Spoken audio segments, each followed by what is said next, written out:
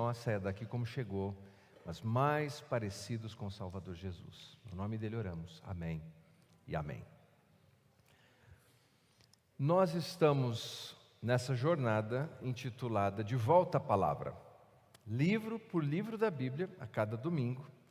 Uma visão panorâmica, o que sinceramente não é fácil para o pregador e também não é fácil para você. Tem que ficar focado ali, senão perde um pouco do que foi dito.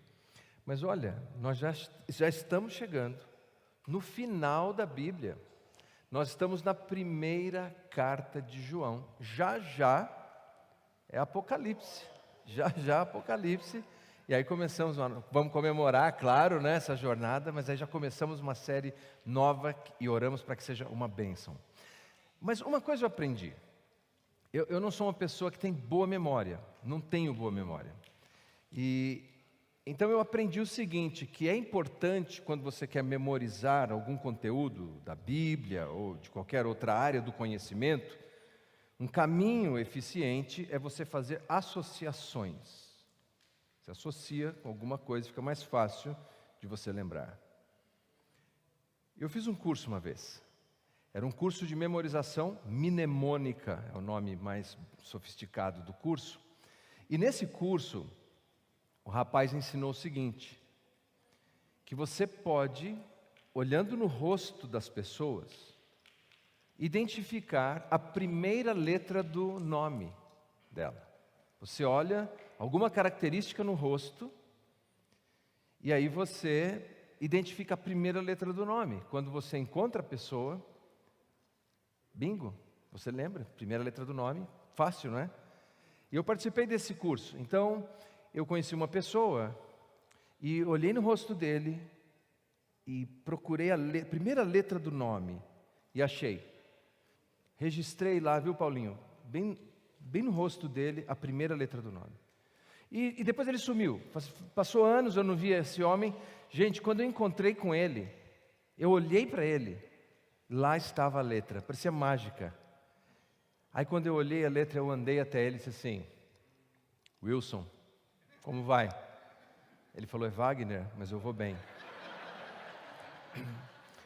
Não foi o melhor curso que eu fiz na minha vida, mas o princípio vale. Você associar para lembrar. Quando eu falo da primeira carta de João, eu associo com LP.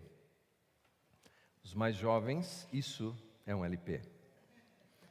Por que eu associo a primeira carta de João com um disco, com LP? Pelo seguinte, diferente de muitos textos que nós temos na Bíblia, a primeira carta de João não é uma narrativa, que tem começo, meio e fim. João usa uma técnica, se é que eu posso dizer assim, inspirado, que ela é circular. Primeira coisa, ela é circular. E segundo, ele apanha várias palavras, vários vocábulos, vários temas, que ele fica repetindo de modo circular. Então, um livro que não parece uma narrativa, com começo, meio e fim, ele lembra mais a letra de uma música. A música é assim, você tem estrofe, você repete, poemas são assim. Então eu diria que a primeira carta de João é uma espécie de sermão poético, em que ele usa palavras fortes para falar conosco. Por exemplo, ele diz verdade. E ele usa contrastes. Mentira. Luz. Trevas. Amor. Ódio. Vida. Assim faz João. E ele vai repetindo esses termos. Se você ler a primeira carta, você vai ver isso. Ele repete esses termos várias e várias vezes. E parece que cada vez que ele repete aquela palavra, ele amplia um pouco a informação e te dá uma informação nova. Mas nesse poema sermonal registrado nessa carta, ele nos diz por que ele escreveu a carta. Aliás, foi citado aqui pelo presbítero Wagner, em uma das suas participações aqui na liturgia. Abra, por favor, na primeira carta escrita pelo apóstolo João, capítulo 5. Nós vamos ler a partir do versículo 10. Capítulo 5, a partir do versículo 10.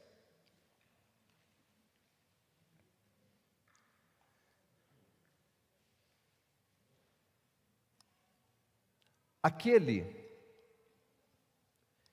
que crê no Filho de Deus tem em si o testemunho. Aquele que não dá crédito a Deus o faz mentiroso, porque não crê no testemunho que Deus dá acerca de seu Filho. Versículo 11. E o testemunho é este, que Deus nos deu a vida eterna, e esta vida está no seu Filho. Aquele que tem o Filho tem a vida. Aquele que não tem o Filho de Deus não tem a vida. Estas coisas vos escrevi a fim de saberdes que tendes a vida eterna. A vós outros que credes em o nome do Filho de Deus. Primeiro eu gostaria de chamar sua atenção para esse ponto. João categoricamente afirma nesse texto, e lembre-se, João andou com Jesus, ele viveu com Jesus. Dos discípulos de Jesus, João era o mais jovem. E ao contrário do que nós imaginamos, especialmente por causa dos filmes, os discípulos de Jesus eram muito jovens, eram adolescentes. O mais velho deles era Pedro, o único casado do grupo. Todos os outros eram solteiros, muito jovens, os discípulos. E desses discípulos jovens, João é o mais jovem ainda. Então Jesus se torna uma espécie de mentor, mais do que o discipulador, mentor, um paizão de João, eu diria. E nós vemos isso pela relação fraterna, amorosa e carinhosa. Quando eles estão jantando numa ocasião, e você se lembra, eles não comiam em mesas como nós temos, assim, num formato continental, eles comiam abaixadinhos, deitados, assim, sobre uma mesa, reclinados. João tinha total liberdade de se reclinar em Jesus e conversar com ele. É muito próximo de Jesus. Tão próximo de Jesus que quando todos abandonaram Jesus na cruz, o único que ficou ali aos pés da cruz foi Jesus. E Jesus diz, a sua mãe fala, olha, agora, a partir de hoje, o João vai ser como seu filho. E João, ela vai ser como sua mãe. Veja o quanto ele confiava em João. E a relação próxima que eles tinham. E João, ao escrever essa carta, ele diz categoricamente, quem tem o Filho, Jesus, quem tem esse relacionamento com o Filho de Deus, tem a vida eterna. Basicamente o que João está dizendo é, tem gente que é e tem gente que não é. Tem gente que tem gente que não tem. João não disse que é uma questão de frequentar uma igreja, de abraçar uma religião. João disse assim, é uma questão de ter o Filho de Deus na sua vida. Se você tem o Filho, você tem a vida eterna. Se você não tem o Filho, não há aconselhamento que seja suficiente, não há leitura que seja suficiente, não há sermão que seja suficiente, não há canções que sejam suficientes, porque nada disso substitui a vida do Filho. E ele diz assim, estas coisas, ou seja, todo esse sermão poético eu escrevi, ele escreveu no ano 85, agora muitos anos se passaram desde aquele tempo em que ele foi um discípulo caminhando com Cristo, 85, agora ele é um homem idoso, ele diz, estas coisas eu escrevi para que vocês saibam que vocês têm a vida eterna. Veja, para João, vida eterna não é um patrimônio que se recebe quando morre. É algo que nós recebemos quando cremos. Quando cremos em Jesus, algo especial acontece. Na língua grega, há 3 palavras para vida. Bios, que fala dessa existência material e biológica, é aquilo que, se a gente tem algum grau de fama, em algum momento escrevem a nossa biografia. Quando mandamos um currículo, nós mandamos a nossa biodata. É isso, é essa existência aqui no mundo material. Há uma outra palavra que também é traduzida por vida normalmente, que é a palavra psique, da onde nós temos a psicologia, o estudo da alma. Então, muitas vezes a palavra psique é traduzida por vida. Mas há uma terceira palavra, que é a palavra zoe.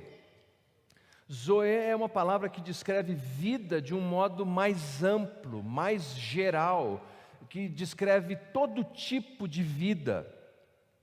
Por isso, nós visitamos o zoológico, que é o lugar onde nós temos ali vários tipos de vida. Mas note o que faz João. E se você está comigo aí, diga amém. João adjetiva a palavra vida, zoe. Ele diz assim: eu escrevo essas coisas para que vocês saibam que vocês têm vida eterna. Vocês têm vida eterna. Agora, vida eterna não é apenas vida sem fim. Porque sem fim é aquilo que não tem, que tem um começo, mas não acaba nunca. Vida eterna é aquilo que não tem começo e não tem fim. E o único ser que nós conhecemos pela revelação da palavra de Deus, capaz de existir assim, eternamente, é Deus. Então, quando ele diz: vocês têm vida eterna, ele está dizendo: vocês têm a vida do próprio Deus em vocês. Porque existir para sempre, pode ser uma existência meramente miserável. Alguém poderia existir para sempre e miseravelmente existir. E isso é o que a Bíblia chama de inferno. Quando alguém vive afastado, distante de Deus, ele existe eternamente, mas existe eternamente em sofrimento. Eu não quero isso, você quer isso? Existir eternamente em sofrimento? Então João nos fala de vida eterna, não vida infinita, vida eterna. O que ele quer dizer com isso? Que vida eterna não é só mais quantidade na vida, é mais qualidade de vida. É um outro tipo de vida que Deus te dá. E algumas coisas que encontramos aqui como um novo tipo de vida que Deus nos dá quando conhecemos seu Filho. Essa vida nos dá o poder para vencermos qualquer frustração dessa nossa existência terrena. Você me ouviu bem? Essa vida nos dá a capacidade, o poder de resistirmos qualquer frustração da nossa existência aqui. Segundo, essa vida nos dá poder para vencermos o pecado. Ou seja, nos dá pureza. Num mundo cafajeste, num mundo contaminado, poluído, que nos puxa sempre na direção contrária. Lembram do tempo dos juízes? Era um tempo terrível, mas surgiu Ruth, Noemi, gente que tinha pureza no meio de tudo aquilo. E João diz que essa vida que Deus nos dá o poder de vivermos uma vida pura. Essa vida eterna, por falta de uma melhor palavra, eu vou dizer, nos dá paixão. Mas veja, nós torcemos o sentido da palavra paixão ao longo dos anos. Porque nós transformamos paixão, sabe no quê? Num amor de fogo de palha. Está apaixonado, é fogo de palha. Paixão. Mas quando nós falamos de paixão, lembram da paixão de Cristo? É amar tão intensamente a algo, alguém, ao ponto de sacrificar-se por aquela pessoa, ou por aquelas pessoas. Essa nova vida, essa vida de Deus em nós, nos dá o poder de amar a Deus. Amar a Deus. Veja, Deus não se torna uma religião, não é um sistema, não é uma codificação dogmática, é uma relação pessoal com Deus, que é o nosso Pai. E nós amamos a Deus e somos atraídos a Deus como uma abelha é atraída ao néctar. Deixa eu te dizer uma coisa, e por favor, não estou dizendo isso para me confetar. A única razão de termos a vida é porque temos o Filho. Ou temos o Filho, ou não temos o Filho. Se temos o Filho, temos a vida. Se não temos o Filho, não temos a vida. Oração. Puxa, quando você ama a Deus, quando você tem esse relacionamento com Deus, Deus é essa pessoa real para você. Orar Ninguém precisa ficar torcendo o seu braço para orar. Agora, eu não estou falando de formatos litúrgicos de orar. Olha, você já fez a sua oração, você já ajoelhou, você orou antes da refeição, você orou antes de começar o culto. Não é desse tipo de oração. Eu estou falando daquela relação amorosa, afetuosa e espontânea. Eu não consigo imaginar a minha vida nem um dia sem orar. Eu não consigo. Eu não passo um dia, meus queridos, sem estar conversando com Deus. E é tão espontâneo isso, que eu vou te contar essa. Outro dia eu estava caminhando na rua, e eu entrei ali nesse bate-papo com Deus, conversando assim, e sabe quando parece que todos desapareceram da sua volta? Parecia que estava só eu e Deus ali. E eu estava, então, Senhor, olha, abençoa o fulano, porque o cicrano, e assim orando e falando. Aí eu vi uma pessoa, um rapaz vindo na minha direção. E ele me deu aquele olhar do tipo, esse cara é doido. Poxa, eu sou pastor da igreja, eu não quero ter essa pecha de doido. Então eu fiz assim, ó, olha que bênção que é. Então, pai, como eu estava falando, olha, a gente precisa ver aquelas... Louvado seja Deus pela tecnologia. Mas veja, não é uma forçação de barra orar. Talvez as estruturas litúrgicas, mas orar é como respirar. Nós estamos conectados com Ele, nós amamos. Quem tem o Filho, tem a vida. Agora veja, o que João nos apresenta é que nessa relação de amor com Deus, só é possível desfrutar dessa vida por causa de um mediador chamado Jesus. Dois textos bíblicos nos ajudam a visualizar isso. Capítulo 1 do Evangelho, não da carta, mas do Evangelho de João, capítulo 1, versículo 18. Diz assim, olha, Evangelho de João, capítulo 1, versículo 18. Ninguém jamais viu a Deus. O Deus unigênito que está no seio do Pai é quem o revelou. Ninguém jamais viu a Deus. Aqui João está escrevendo na época, descrevendo o tempo que ele era um discípulo e quando Jesus se encarnou nessa terra, ele diz assim, ninguém jamais viu a Deus, né? Metafísico, além da física, esse Deus que é imanente e ao mesmo tempo que é tão grande, ele tem que se revelar de alguma maneira, senão nós não conseguimos entender quem Ele é. E ele diz assim, ninguém jamais viu a Deus, mas o Deus unigênito.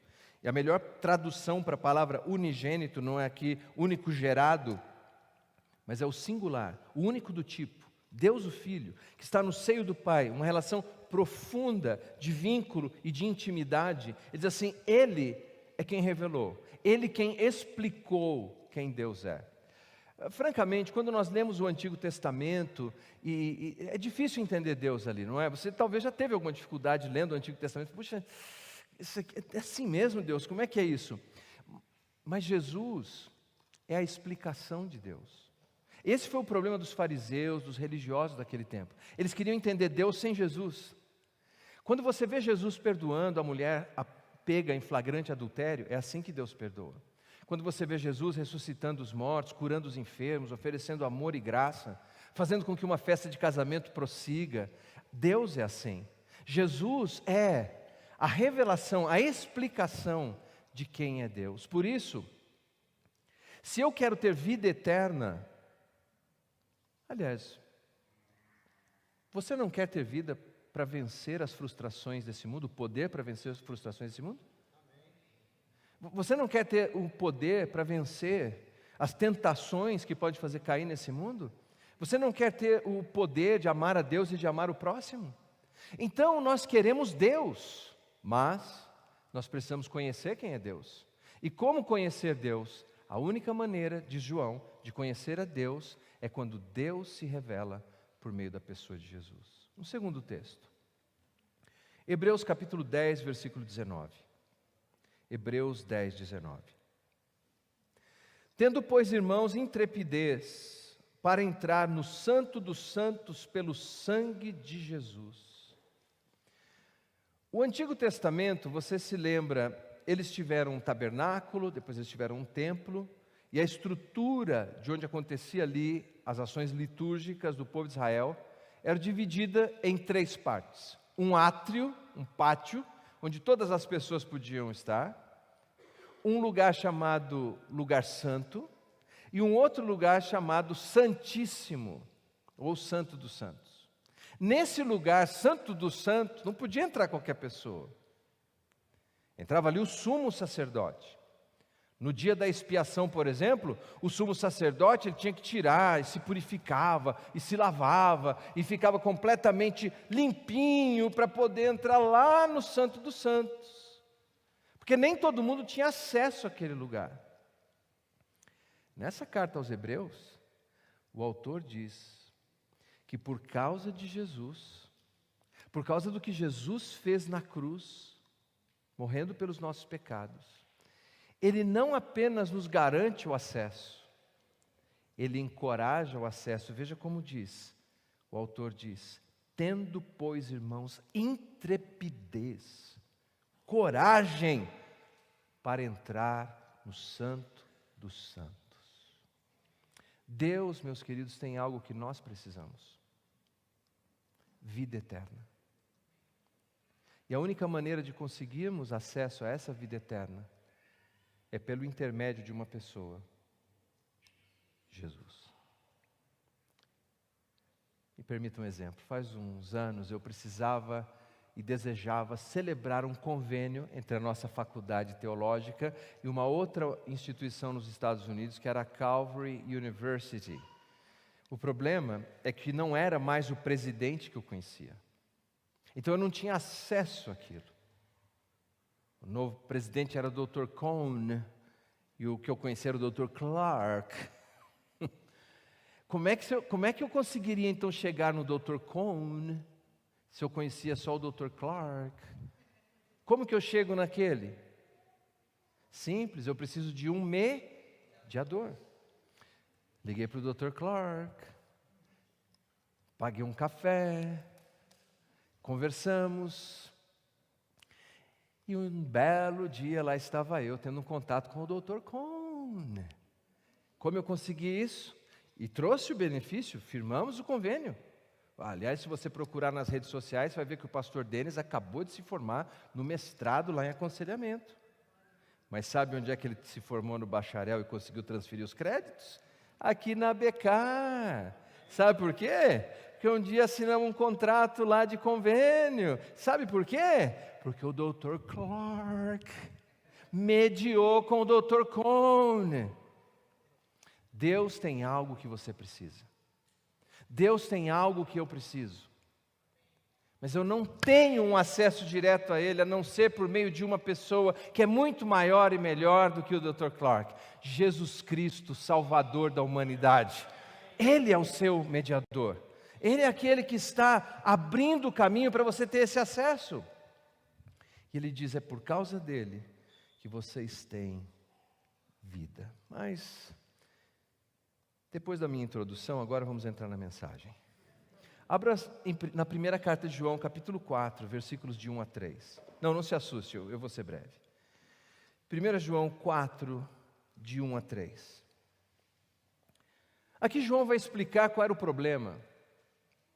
Porque ele tinha que enfatizar a questão de verdade, mentira, luz, trevas, vida, morte, e dar a certeza que os seguidores de Cristo têm vida eterna. Aqui estava o problema. Amados, não deis crédito a qualquer espírito, antes, provai os espíritos se procedem de Deus, porque muitos falsos profetas têm saído pelo mundo afora. Nisto reconheceis o Espírito de Deus. Todo espírito que confessa que Jesus Cristo veio em carne é de Deus. E todo espírito que não confessa Jesus não procede de Deus. Pelo contrário, este é o espírito do anticristo, a respeito do qual tendes ouvido que vem e presentemente já está no mundo. João agora é um senhor idoso, escrevendo uma carta no ano 85 para a igreja em Éfeso. Falsos profetas entraram naquela igreja, falsos mestres. E esses homens ensinavam o seguinte, que a matéria é má, que o espírito é bom. E fica comigo agora, que isso aqui é sensível, hein? Eles diziam assim: o espírito é bom, a matéria é má.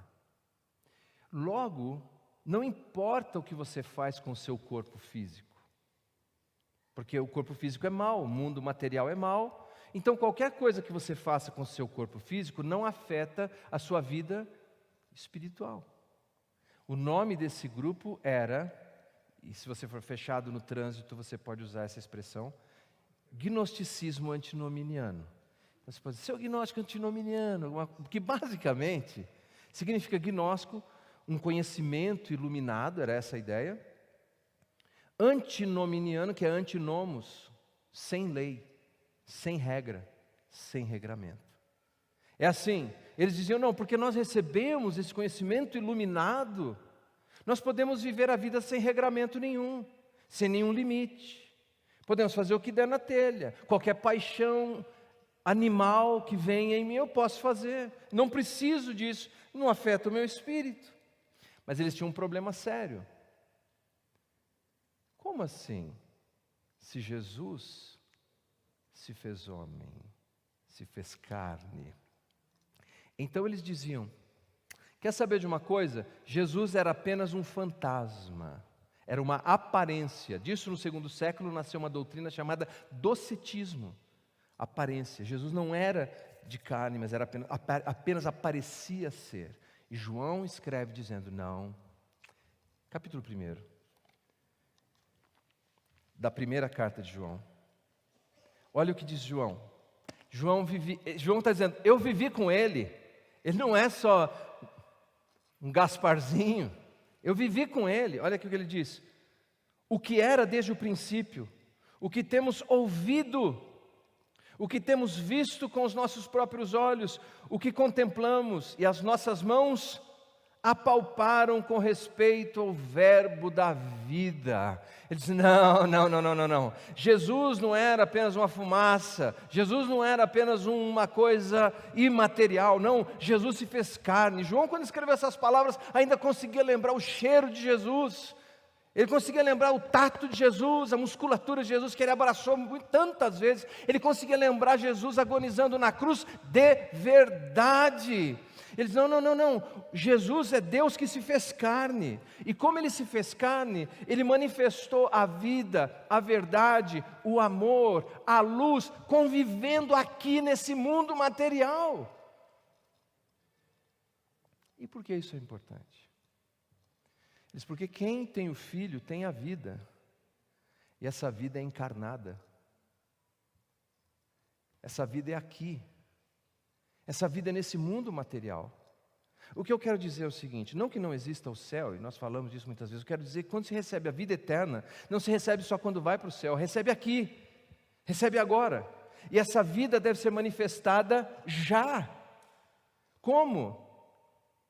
E João nos dá algumas maneiras, e eu vou brevemente pontuar. Primeiro, não se vive brincando com o pecado. O pecado é mau, destrói famílias, destrói a sociedade. Dizem que um dia perguntaram para John Lennon se ele era um pecador, ele falou, no. Aí disseram para ele, o que significa pecado? Errar o alvo. Você nunca errou o alvo? Ele falou, yes. Ele disse, então eu sou um pecador. Todos nós erramos, cometemos erro alguma vez. Mas quando recebemos a vida do Filho, nós não ficamos mais brincando com o pecado. A gente começa a pensar, puxa, isso aqui está errado na minha vida.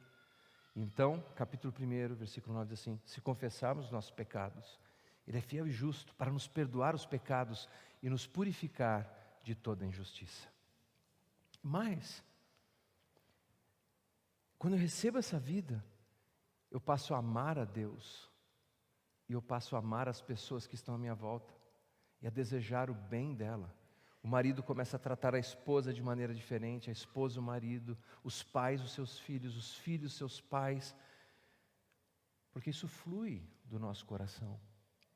Esse desejo de abençoar o outro, é a vida do Filho de Deus fluindo em nós. Mas veja, não há desconexão, porque a vida do Filho de Deus se encarna em nós. Não é cantar uma canção aqui na segunda-feira, vale tudo. Não, não, não. Porque quem tem o Filho, tem a vida. E nessa noite, eu creio que a pergunta que nós devemos considerar é se nós temos já essa vida. Porque, de acordo com João, quem tem o Filho tem a vida, e sabe o que mais tem? Tem a fé que vence o mundo. E mais, ele diz assim, e maior é aquele que está em nós do que aquele que está no mundo. Veja, que convicção. Mas é preciso ter certeza que tem a vida. E nessa noite, talvez cada um de nós está num momento da nossa caminhada. Nessa noite, algumas pessoas estão aqui e estão pensando, puxa, eu acho que eu não tenho ainda o Filho de Deus. Eu não conheço o Filho de Deus e talvez eu não tenha essa vida. Outros estão aqui e estão dormentes. Têm o Filho de Deus, mas estão dormentes. Cederam a essa forma de gnosticismo antinominiano. Não, eu acredito em Deus, mas... E outros estão aqui e estão dando fruto, a vida está frutífera, e você não é perfeito, tem suas lutas, mas você está dando fruto, e você pode dar mais fruto ainda. Eu quero encerrar com uma descoberta arqueológica muito interessante, acho que foi agora final dos anos 90, eles descobriram em ruínas romanas, olha que interessante, centenas e centenas de sementes de um tipo de palmeira. Centenas e centenas. Eles recolheram tudo isso, levaram para uma análise de um grupo de biólogos, isso você encontra em revistas científicas, e 34, olha só, 2.000 anos atrás, as sementes tinham sido perdidas ali. Sementes com 2.000 anos. Eles separaram 34 que tinham viabilidade. Das 34, eles tiraram uma e guardaram para referência. 33 eles plantaram. Regaram, fertilizaram com cuidado. Das 33, 6 sementes que estavam adormecidas por 2.000 anos, germinaram, cresceram. Tem foto dessas palmeiras disponíveis para você ver. Pense nisso, milhares de anos, a vida estava lá, mas estava dormente. E aí quando cresceu as palmeiras, eles deram um nome. Como grupo de arqueólogos, eles eram judeus, olha aqui os nomes que eles deram, achei interessante. Jonas, Uriel, Boaz, Judite, Ana e Adão. Mas eu olhando aquelas plantas, vendo as fotos, eu fiquei pensando lá no meu escritório. Algumas vezes nós estamos como essas plantas. Eu sei que tem uma vida aqui dentro de mim, mas está adormecido. Está dormente. E precisava voltar a germinar, a dar fruto. Precisava crescer de novo. E talvez seja apenas uma questão de regar um pouco com a palavra de Deus, com as orações. E é meu desejo. Mas veja, de 34, 6. Mas essa pode ser a noite em que pessoas que não tinham vida vão receber vida. Essa pode ser a noite em que pessoas que estão adormecidas vão despertar. Essa pode ser a noite em que pessoas que já são frutíferas serão mais frutíferas ainda. Basta crer no Filho de Deus. Do LP, do apóstolo João, a minha faixa preferida é a que diz: quem tem o Filho tem a vida. Não importa o que venha no caminho. Se você tem o Filho de Deus, você tem em você a vida de Deus. Vamos ficar em pé.